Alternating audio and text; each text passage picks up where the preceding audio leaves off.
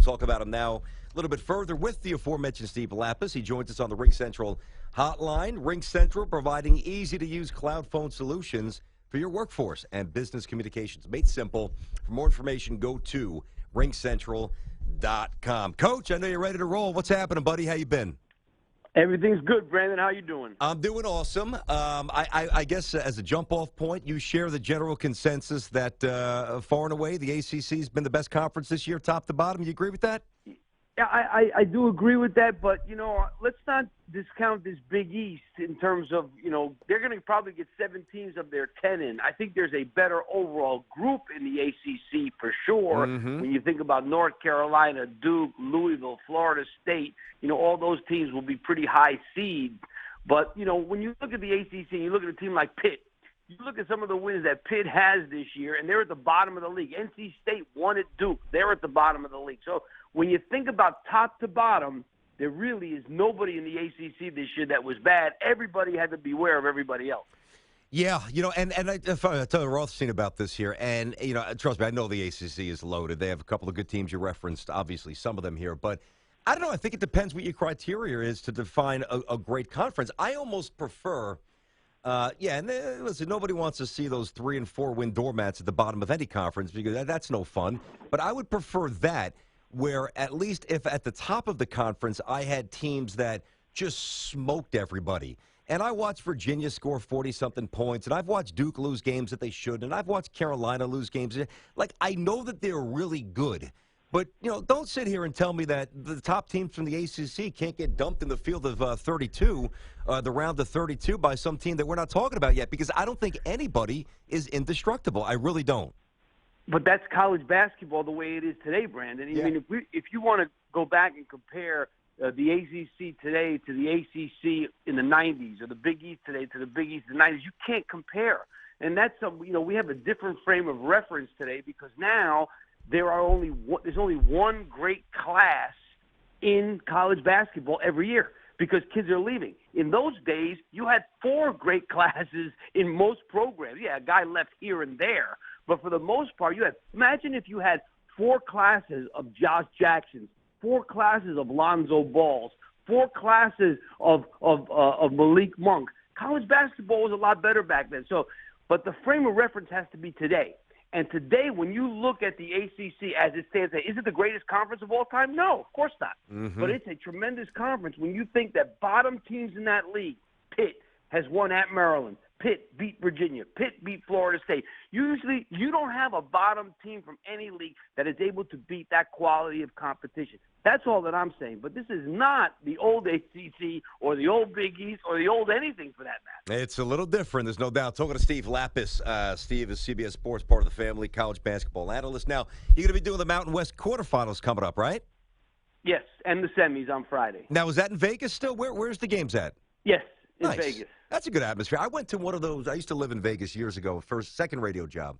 And I went to the Thomas Mack Center, and it's a pretty good vibe, I got to tell you. As much as UNLV has been down, they've been terrible this year, but those fan bases, they flock there, and that's a pretty good underrated conference venue. I think it's a good buzz there, right?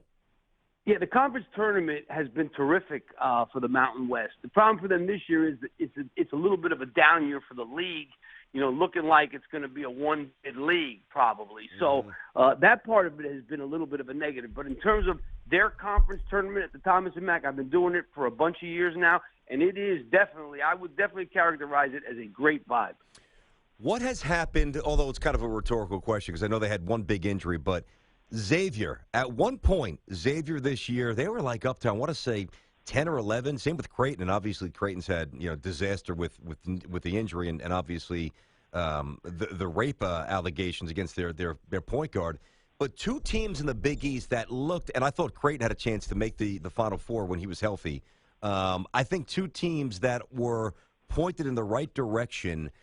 Right now, I'd be surprised if they won more than one game, if Xavier even gets in. So I think that should be the first question. What has happened to Xavier?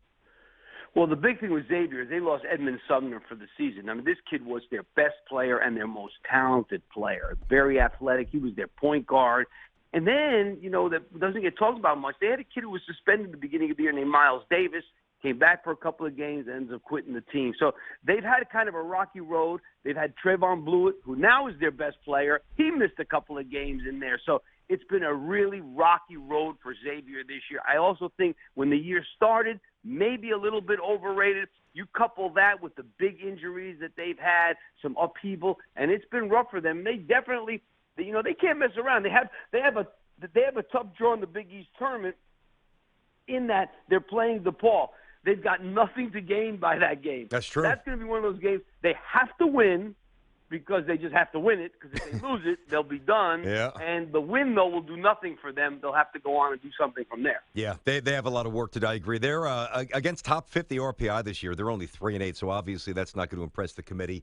What about, and this is more of a larger issue, kind of looking forward, the state of Michigan State's program, to be redundant, the state of the Spartans program.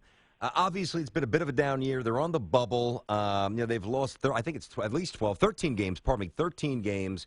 The Big Ten, they've been knocked around a little bit in there. They've got 8 losses. Now, for those who say, and listen, Coach, it comes without warning. So when you have somebody like Izzo, I mean, you just don't maintain that level forever. Is this the beginning of the erosion of the shine off the Spartans program, or is this more of an anomaly? What do you think? No, I don't think this is first of all, the tournament hasn't started yet. That's usually when his season starts. That's true. So, I mean, and they're going to be in the tournament, so we're doing But Coach, this has been, I'll let you finish, this has been a different regular season for Michigan State than we're accustomed to. Yeah, well, again, the injury, they lost their best player for like 9 games. I mean, college basketball today, whenever you lost your best player, no matter what kind of depth you had, you can never make up for it. And they lost Miles Bridges for a significant period of time, and that was a tough thing to swallow. And here they are; they're going to be in the tournament for like the 19th year in a row, whatever it is. Mm-hmm. And between Miles Bridges and Cassius Winston, you better look out for those guys. So, no, I don't think that that's the case. I think it's just been a little bit of a rough year. Sometimes the luck turns against you, too, especially when it comes to injuries. That's good to hear. Love Izzo. We've had him on the show a lot. He does it the right way. I'm a big fan. That's a good report there. Talking to Steve Lappas, CBS Sports college basketball analyst. So, Coach, you mentioned Alonzo Ball earlier. And, listen, I mean, this guy's just insane. His court vision is just off the charts. It's frightening.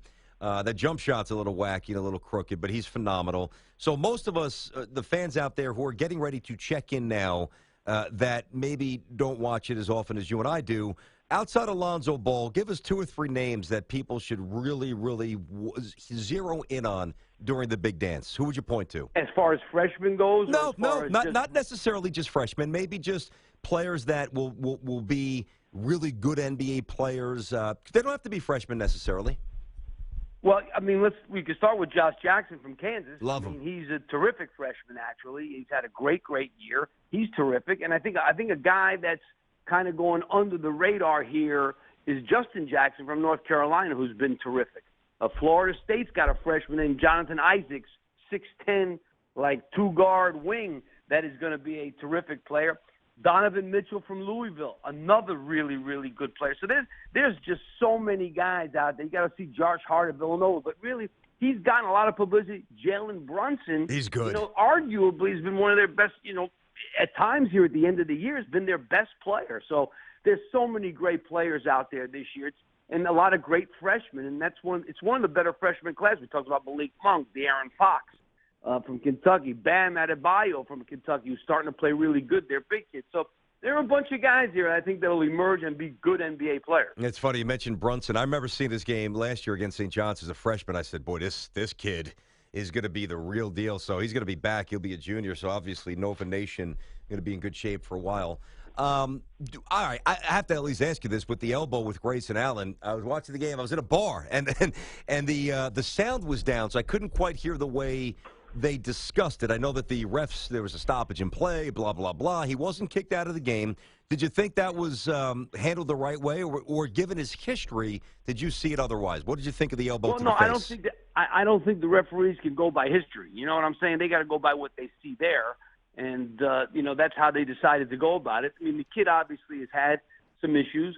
I think a lot of it personally could have been taken care of had this been nipped in the bud last year. You know what I mean? I think a lot of this could be taken care of. And you know what?